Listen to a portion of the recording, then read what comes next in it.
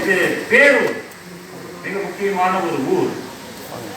இது பேரூரில் இருக்கக்கூடிய இறைவனுடைய பெயர் பட்டீஸ்வரர். கொங்கு நாட்டு பகுதி முல்லை நிலம்ங்கிறங்காட்டி பட்டீஸ்வரர் என்று அவருக்கு பெயர். இறைவனுடைய பெயர் பச்சை நாயகி. அதே சமஸ்கிருதத்தில் மரகதாம்பாள்னு மாற்றி வச்சிருக்காங்க. பச்சை நாயகிய மரகதாம்பாள் என்று மாற்றி வச்சிருக்காங்க. பட்டி என்ற சொல் முல்லை நிலத்தோடு தொடர்புடைய ஒரு சொல். ஆனா இந்த கோயில் கூட அறிஞர் பூங்குடன் அவர்கள் வரல, எங்களுடைய ஆசான் அவர் தான் எல்லாத்துக்கும். அவர் தான் ஒரு புத்தகத்தில் சொல்லி இருக்கிறார், இந்த பேரூர் என்கின்ற இந்த கோயில் கூட பழங்குடி மரபிலிருந்து வந்தது. இதுல சைவத்திற்கோ வைணவத்திற்கோ எதற்கும் சம்மந்தமே கிடையாது. பேரை என்கின்ற ஒரு இருளன், ஒரு பழங்குடி இருளன் அவன் கட்டியதாக இந்த கோயில் நம்பப்படுகிறது என்பது பழங்குடிகளுடைய நம்பிக்கை. அது ஆவணமாக, அதை முதலில் ஆவணப்படுத்தியவர் அறிஞர் பூங்குடன் அவர்கள் தான். அடுத்தது இது மிக முக்கியமான ஒரு ஸ்டோரி. பெருமாளின் பழங்குடி மனைவி என்ற ஒரு தலைப்பில் இதை நான் சொல்ல வேண்டும். இதுல மிக முக்கியமாக இதே பழங்குடி சமுதாயத்தில்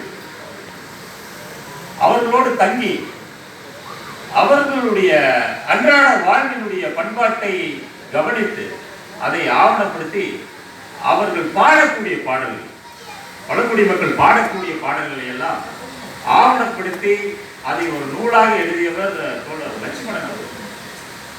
அவர் எழுதிய இந்த நூல் தான் சப்பே குகால். குகாலு என்பது இருட மொழியிலே குழல், புல்லாங்குழல். அந்த நூலில் அந்த இருளர்கள் பாடக்கூடிய ஒரு பாடல். இதெல்லாம் ஓரல் சாங்ஸ். பழங்குடிகளுக்கு எழுத்துல அவங்க டாக்குமெண்ட் பண்ண முடியாது. வாய்மொழி பாடல்களாக இருந்ததை லட்சுமணன் அவர்கள் எழுத்தாக்கி இருக்கிறார். அந்த ஒரு பாடல் ஒரு கதையை பேசுகிறார். இப்போ கோயம்புத்தூர் பகுதியிலே காரமடை என்கின்ற இடத்திலே ரங்கநாதர் கோயில் கட்டப்பட்டது. வைணவ சமயத்தை பரப்புவதற்காக விஜயநகர ஆட்சி காலத்திலே இந்த கோயில் கட்டப்பட்டது. ஏன் காரமடையை வைணவம் தேர்ந்தெடுத்தது என்றால், அந்த காரமடையை சுற்றிலும் மலைகள் இருக்கின்றன, மலைவாழ் பழங்குடியினர் இருக்கிறார்கள்.